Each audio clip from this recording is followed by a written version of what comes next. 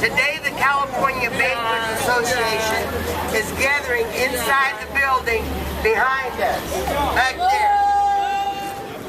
We're going to be in the halls of the Capitol this afternoon.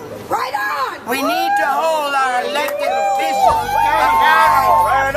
accountable to the interests of the constituents, not Wall Street Bank. United, we'll never be defeated. The people united will never be defeated.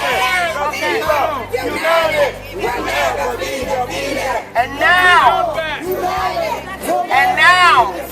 we will share with you the results of the report we are releasing today. All foreclosure money can buy. How Wall Street is spending millions to buy influence in California. I would now like to introduce Lynette Neidhart. People, why are we here today?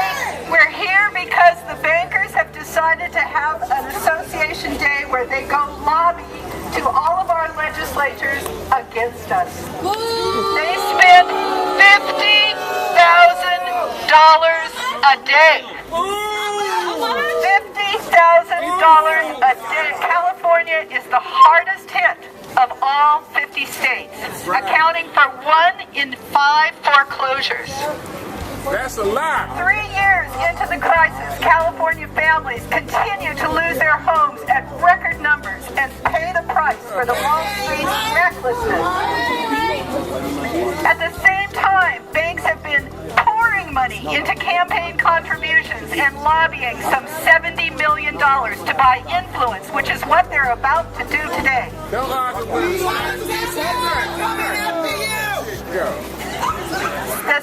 The big 6 banks spent nearly $10 million. Their hired guns of lobbyists and industry association, $4.5 million.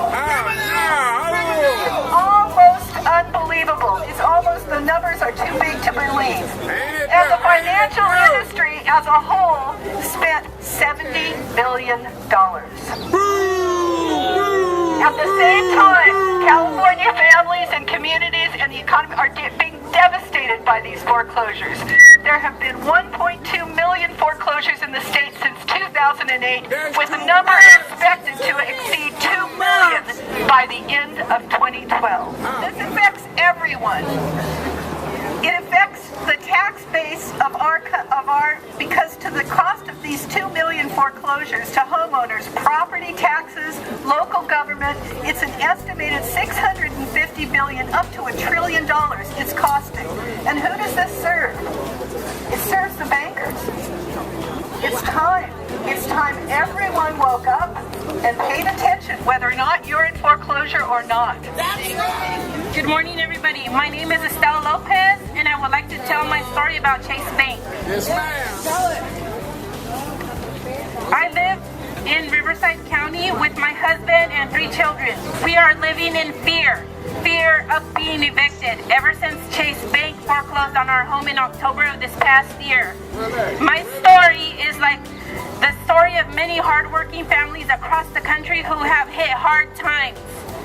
Until my husband lost his job in 2007, we had always made our mortgage payments faithfully. In fact, we made the point of paying a month in advance, so we were always a bit ahead. He was unemployed for roughly 2 years, and we got behind on our payments. Then, when he was working again in 2009, Chase Bank refused to accept our monthly payments. They told us we had to come up with $40,000 up front in order to move forward. We worked hard to afford our home. I am here today because I'm sick and tired of the big banks taking advantage of everyday hardworking people. I'm tired of hearing about banks getting bailed out while we the people get kicked out of our homes. That's right. That's right. And after all this, now I'm finding out that the banks are spending $50,000 a day so they can write the rules. That's crazy. We are one. We are one. We are one. We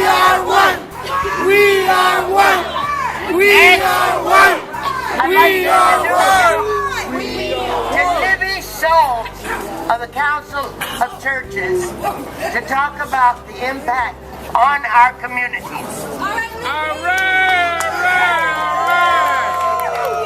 morning. I'm so glad to see so many of you here in pursuit of justice. I grew up in a small Midwestern town, and I grew up with those values. Okay. I grew up with those values. The George Bailey values from the movie It's a Wonderful Life. In that world, the banker was the person who helped you fulfill your dreams. You went to the bank, you borrowed with safe and sane lending, you repaid monthly until it was all done, and then you earned your mortgage and your home was yours and yours alone. So why have we embraced this form of finance over the years? Because it's supposed to be the visible hand that lets you know where you stay. But these days, banks have adopted the closed fist of the neighborhood thug who steals your possessions. New loan sharks who jack your interest and don't tell you. Banks are the repo men who seize your property without warning. Banks are the slumlords who leave abandoned and blighted neighborhoods. So we stand here today on behalf of new laws that will restore sanity to our fractured banking system. It will end the destruction of families' lives, will stop the decay of our neighborhoods, and it will reduce the numbers of homes that today are filled with nothing but tears. That's right. We can hold the banks fully accountable for that open, invisible hand. We demand that families know where they stand before foreclosure. We insist banks be accountable for proving they do own your mortgage. We demand that they pay our towns and cities for services to empty and neglected property. We can't let our homes rot and decay. Why can they? This common sense approach to our housing crisis is good for everybody. It brings sanity back to our system and establishes responsibility for all parties. It makes the system work for us rather than against us. We're here today to say to those bankers inside, this is on you too. This housing crisis can be solved. And we insist that it begins here with justice and equality for all people, not just these bankers behind these closed doors. The banks are terrible. Now, I want you to hear another testimony. All right. Dorothy Hicks of Oakland.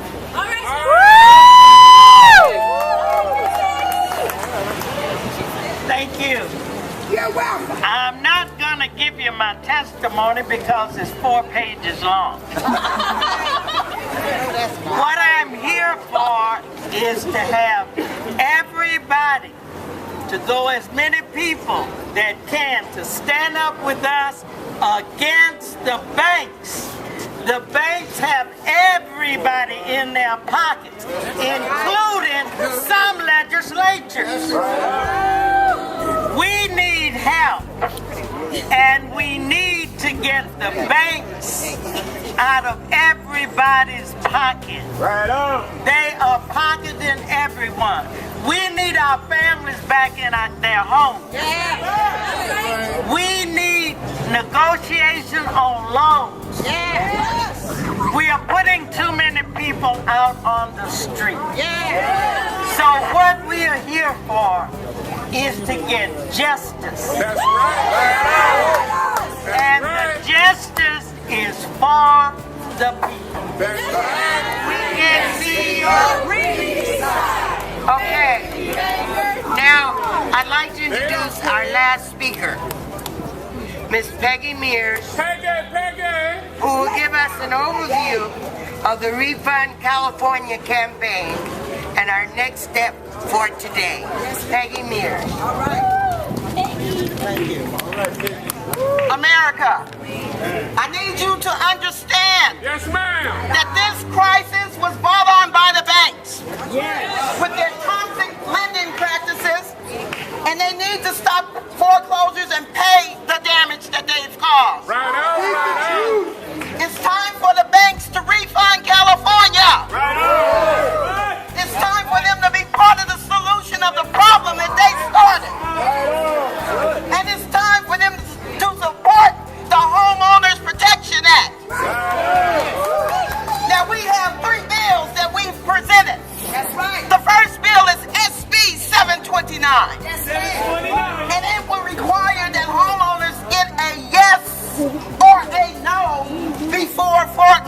foreclosure when they apply for a loan modification. The next bill is AB 1321. This requires proper reporting when a mortgage changes hands so that there is proof that it was done legally. And oh, my favorite bill, AB 935. It would require the banks to pay $20,000 for each foreclosure before the foreclosure is completed. And we need to also understand that our work here is not done today. This afternoon we will be dividing into teams that will visit our legislators and ask them, is California for sale? We need to know if they're going to stand with us or the banks. That's right. That is a definitive question. There is no ooh. Yes or no. Will you stand with the people? That the homeowners didn't fall on the banks. The banks fell on the homeowners. They sit there in their meetings in their $1,000 suits and they rob the people on a daily basis. We've been had. We've been bamboozled. We've been led astray, run amok. And we're not taking it anymore. We're mad as hell. And we're not taking it anymore. So today, We won't take it no more. We're fired up. We won't take it no more. We're fired up. We won't take it no more. so today we fight. We won't take it no more. We fight for homeowners. We fight for the unions. We fight for education. We fight for what's right. And we want the banks to do the right thing. And if our politicians don't stand with us, we take them out. Yes, ma'am. We are here to tell the banks That's right. that they're in for a fight. Oh, yes. So we fight. Love letter. We are the people, and we will win That's right. because the people united Never will never be defeated. The people